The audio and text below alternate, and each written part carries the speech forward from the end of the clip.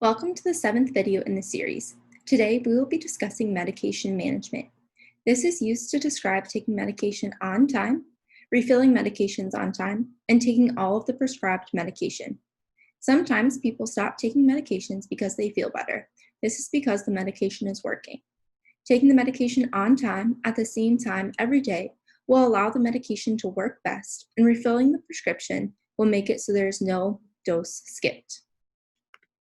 Some positive reasons to take medication on time and take all prescribed medication are that it controls chronic conditions. These conditions such as high sugar, high blood pressure, and high cholesterol. Medications can help keep these numbers low and managed. When these are controlled, you will feel better. If you are sick and taking all of the medication, it will also help you feel better. Taking medications appropriately can also help reduce overall healthcare costs. If you are taking your medication, there is less need to visit the doctor or hospital, therefore saving you money. Those who take all of their medication are usually satisfied with their treatment. Medicine like antibiotics can get rid of bacterial infection, and therefore you feel better. Not taking medication can lead to negative things, like an increased risk of complications. The less controlled a chronic condition is, the more likely it is to cause other problems. Like with high sugar, this can lead to more weight gain or more seriously a stroke. Not taking medications on time or finishing the medication could lead to other diagnoses or worsening symptoms like a fever or cough. Some medications may have side effects like dizziness or an upset stomach. If a person stops taking a medication or takes it improperly, it may seem like the medication is not working and cause changes in the treatment that may not be appropriate, as the original medication may have worked but will not know due to having not taken it properly. On the screen, there are some common label directions and their meanings. This is not an all-inclusive list, just some common directions. If you are unsure what the label means, ask your healthcare provider or pharmacist. They will be able to explain how to take the medication appropriately so it is most effective. Following the directions will allow for it to be effective and to help you feel better. Here are some helpful tips to stay on schedule with your medications. The best way is to develop a routine every day. You can use the day of the week boxes for medicines that you need to take once a day, or you can get the ones that have AM and PM sides with the days of the week. This allows you to separate it if you need to take medication more than once a day. There are also smaller containers like the ones shown here that you can take with you if you travel, or if you'll be out of the house when you need to take your medication. This way you don't have to carry the whole organizer, just the medicine you need. Timer caps mark when the bottle was last opened. So if you are unsure if you took your medicine in the morning and it's already the afternoon, you can look and see how long ago it was opened by hours and minutes.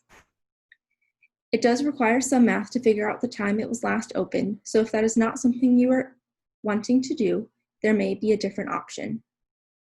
You can also use your phone to set a reminder at a certain time of day to take medications, or use a smart speaker like Alexa or Google Home.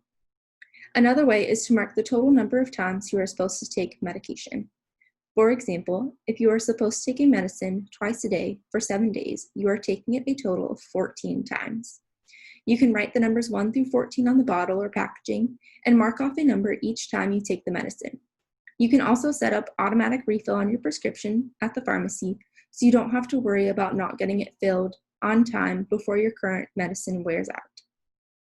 Another easy way to get your medications refilled is to use an online pharmacy that ships them to your door.